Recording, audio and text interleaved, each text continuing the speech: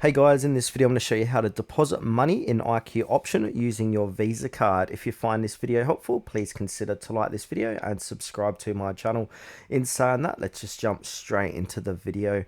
Okay, so what we need to do is head on over to iqoption.com/trade room and sign into your account. Now, once we've signed into our account, we want to go ahead and search for the deposit button. So on my screen, it's in the top right hand corner of the page. Now, a make a deposit little pop-up box is going to appear. So you want to top up your real account. So click on that green button. Then from here, you want to go ahead and where it says payment method, find Visa card. So here it is here, Visa, MasterCard. Click onto that. Now we need to choose your currency if this is the first time depositing money. So if you want to do euro, click euro, but please take note that you'll not be able to change the currency of your account after your first deposit. So the only way if you want to change your currency at a later date is just by simply creating a new account. From here, go ahead and click on to next, and then we've got presets from $50 to 10,000.